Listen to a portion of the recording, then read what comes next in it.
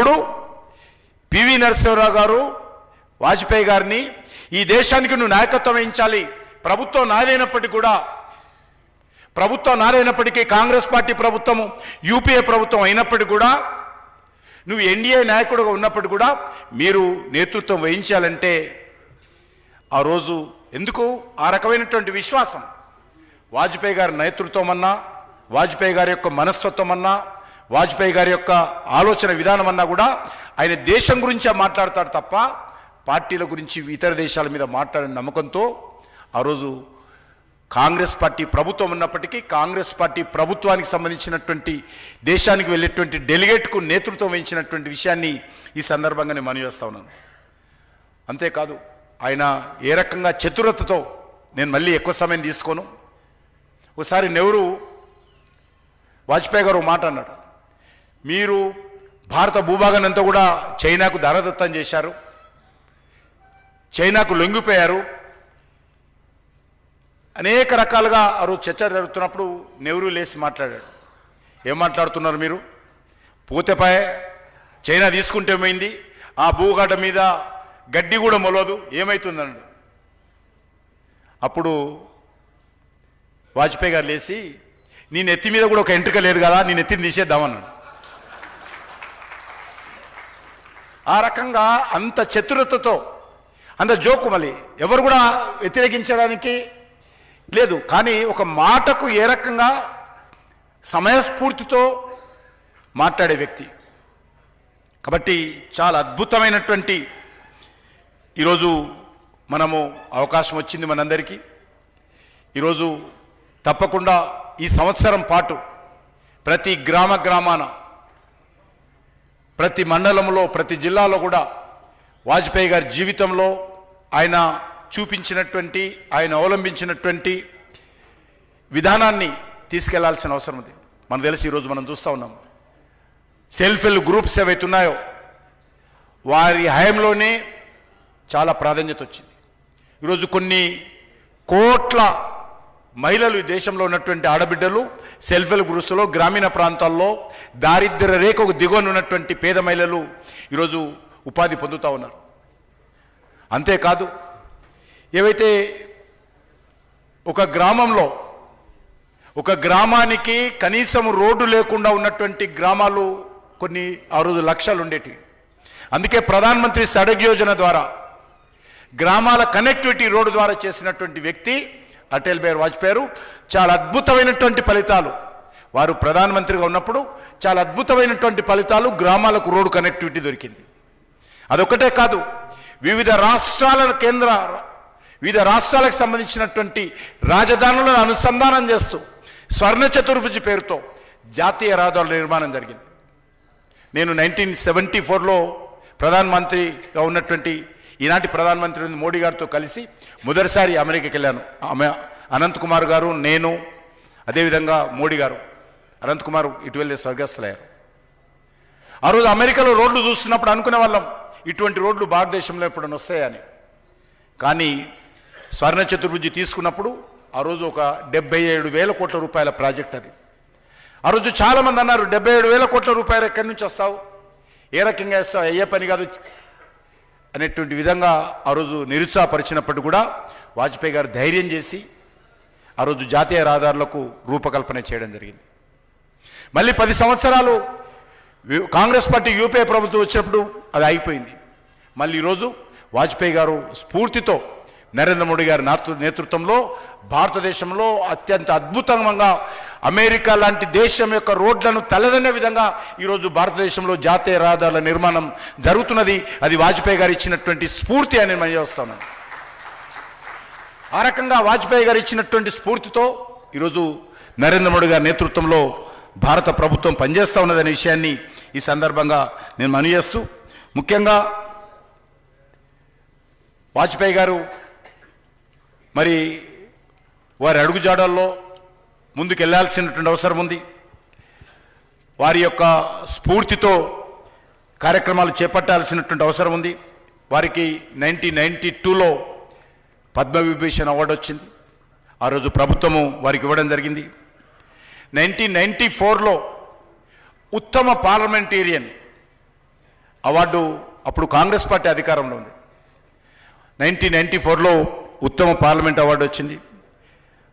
మోడీ గారు ప్రధానమంత్రి అయిన తర్వాత 2015లో వారికి భారతరత్న అవార్డు అందుకున్నారు. కాబట్టి ఆ రకంగా మనకి ఇంకొక విషయం ఈ సందర్భంగా చెప్పుకోవాల్సిన అవసరం ఉంది.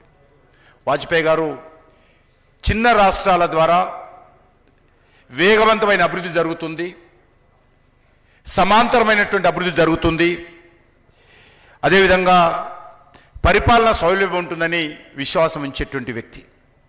అందుకే వారు ప్రధానమంత్రి అయినప్పుడు 3 రాష్ట్రాలు కొత్తగా వారు ఏర్పాటు చేయడం జరిగింది. ఉత్తరప్రదేశ్ నుంచి విభజించి ఉత్తరాఖండ్ కావచ్చు, బీహార్ నుంచి జార్ఖండ్ కావచ్చు, మధ్యప్రదేశ్ నుంచి ఛత్తీస్గఢ్ కావచ్చు, 3 రాష్ట్రాలు ఏర్పాటు చేశారు. ఆయన ఎంత చతురత అంటే ఒక చిన్న వ్యతిరేకత కూడా రాలేదు. ఎక్కడ కూడా చిన్న పొరపాటు జరగకుండా ఆ 3 రాష్ట్రాలు అందరి ఆమోదయోగ్యంగా చాలా ప్రేమపూర్వకంగా ఆ యొక్క 3 కొత్త రాష్ట్రాలు ఏర్పాటు చేయడం జరిగింది. మరి ఆ రకంగా ఆ స్ఫూర్తితోటే వాజ్పేయి గారు ఇచ్చినటువంటి 3 రాష్ట్రాల స్ఫూర్తితోటే ఈరోజు తెలంగాణ రాష్ట్రం కూడా ఏర్పడిందనే విషయాన్ని ఈ సందర్భంగా మనం చేస్తాను. అదేవిధంగా మరి దేశ భద్రత విషయంలో, దేశ సమగ్రత విషయంలో ఆయన ఎక్కడ కూడా కాంప్రమైజ్ కాలేదు. పాకిస్తాన్ వరకు బస్సులో వెళ్ళాడు ఒక ప్రధానమంత్రి. మనం శత్రు దేశంగా భావిస్తాం పాకిస్తాన్ తోటి, అటువంటి పాకిస్తాన్ తోటి కూడా స్నేహం చేయాలని చెప్పి ఆయన భావించాడు. ఖచ్చితంగా పాకిస్తాన్తో స్నేహపూర్వకంగా ఉండాలనేటువంటి దృక్పథంతో ఢిల్లీ నుంచి లాహోర్ వరకు బస్సులో ప్రయాణం చేసినటువంటి ప్రధానమంత్రి ప్రపంచంలో ఎవరూ లేరు. అది ఒక వాజ్పేయి గారని సందర్భంగా మనిస్తున్నాను. ఆ రకంగా బస్సులో వెళ్ళారు. చివరకు ఒక దిక్కు స్నేహస్తం అందిస్తే మరొక దిక్కు వెన్నుపోటు పొడిచింది పాకిస్తాన్. అయినప్పటికీ కూడా దేశ ప్రజలందరినీ ఏకం చేసి, అన్ని రాజకీయ పార్టీలను ఏకం చేసి, 135 కోట్ల మంది ప్రజలందరూ కూడా ఏకం చేసి కార్గిల్ యుద్ధంలో సైనికులకు ధైర్యం చెప్పి ఆ రోజు మరి ఏ రకంగా కార్గిల్లో భారతదేశం పాకిస్తాన్తో జరిగినటువంటి యుద్ధంలో విజయపథాన్ని నడిపాడో మనకందరికీ తెలుసు. కాబట్టి ఆయన ఒక్కొక్క అడుగు, ఆయన ఒక సాధారణ ఆర్ఎస్ఎస్ కార్యకర్త కావచ్చు, లేకపోతే అనేకమైనటువంటి పత్రికలకు సంపాదకుడుగా కావచ్చు, ఒక కవిగా కావచ్చు, ఒక జనసంఘ్ పార్టీ కార్యకర్తగా కావచ్చు, జనసంఘ్ పార్టీ అధ్యక్షుడిగా కావచ్చు, ఒక పార్లమెంట్ సభ్యుడిగా కావచ్చు, బీజేపీ ఫౌండర్ ప్రెసిడెంట్గా కావచ్చు, విదేశాంగ మంత్రిగా కావచ్చు, ప్రధానమంత్రిగా కావచ్చు, అన్ని స్థాయిల్లో అన్ని బాధ్యతలను కూడా సమర్థవంతంగా తనకంటూ ఒక ప్రత్యేక స్థానాన్ని చూపించుకుంటూ నడిపించినటువంటి వ్యక్తి, ముందుకు నడిచినటువంటి వ్యక్తి అటల్ బిహారీ వాజ్పేయి గారు. కాబట్టి ఆయనను మరి తప్పకుండా మనమందరం కూడా జ్ఞాపకం పెట్టుకోవాల్సినటువంటి అవసరం ఉంది. ఆయన జీవితం జాతీయ భావ సిద్ధాంతానికి అంకితం చేసినటువంటి మహానుభావుడు. కాబట్టి నిస్వార్థంగా పనిచేసినటువంటి వ్యక్తి, దేశం కోసం అంకితమైనటువంటి వ్యక్తి. అలాంటి మహానుభావుణ్ణి మనం ఈరోజు తలుచుకోవడం అనేటువంటిది మన చాలా సంతోషకరమైనటువంటి అంశం. ఈ సంవత్సరం పాటు అందరం కూడా మన తోచినటువంటి అనేక కార్యక్రమాల్లో వారి గురించి మాట్లాడడము, వారు చేసినటువంటి మంచి కార్యక్రమాలను ముందుకు తీసుకెళ్లడము ఈ సంవత్సరం పాటు చేయాల్సినటువంటి అవసరం ఉంది. అందులో భాగంగా నేను అటల్ బిహారీ వాజ్పేయి ఫౌండేషన్ సంబంధించినటువంటి ఆర్గనైజర్స్ అందరినీ కోరుతా ఉన్నాను, ఈ సంవత్సరం పాటు ఆ స్ఫూర్తితో ముందుకెళ్ళాలి. అనేక రకాల ప్రముఖులను పిలిచి మరి లెక్చర్ కార్యక్రమం ఏర్పాటు చేయాలి. అదేవిధంగా అవార్డ్స్ కూడా లైఫ్ టైం అవార్డ్స్ ఇవ్వాలి. దీనికి అనేక మంది పెద్దలు హైదరాబాద్లో ఉన్నారు. వాజ్పేయి గారు అంటే అభిమానించేటువంటి పెద్దలు ఇక్కడ కూడా చాలామంది కూర్చున్నారు. వారందరి ముందు పెట్టి వారి నాయకత్వంలో వారి యొక్క మరి కనుసన్నల్లో వారి యొక్క ఆశీస్సులతో ఈ సంవత్సరం పాటు ఏబీవీ ఫౌండేషన్ ద్వారా కార్యక్రమాలు నిర్వహించాలని చెప్పి నేను ఆర్గనైజర్స్ను కోరుకుంటూ, మరి సుమారు గత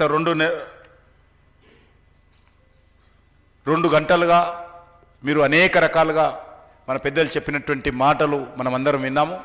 భవిష్యత్తులో ఇదే విధంగా ముందుకు వెళ్లాల్సినటువంటి అవసరం ఉంది. రేపు అటల్ బిహారీ వాజ్పేయి గారి యొక్క 100వ సంవత్సరం ప్రారంభమవుతుంది, జన్మ జయంతి ఉత్సవాలు. వచ్చే డిసెంబర్ 2025 వరకు కూడా సంవత్సరం పాటు జరిగేటువంటి అన్ని కార్యక్రమాల్లో కూడా అందరూ ఇదే విధమైనటువంటి ఉత్సాహంతో, స్ఫూర్తితో ఎవరు నిర్వహించినప్పుడు కూడా వాజ్పేయి గారి యొక్క కార్యక్రమాలు వీడియోల ద్వారా, అదేవిధంగా సోషల్ మీడియా ద్వారా విస్తృతమైనటువంటి ప్రచార కార్యక్రమాలు కూడా భాగస్వాములు కావాలని చెప్పి నేను కోరుకుంటూ, నాకు ఈ అవకాశాన్ని కల్పించినటువంటి ఏబీవీ ఫౌండేషన్ వారికి హృదయపూర్వకమైనటువంటి ధన్యవాదాలు తెలియజేస్తూ సెలవు తీసుకుంటున్నాను.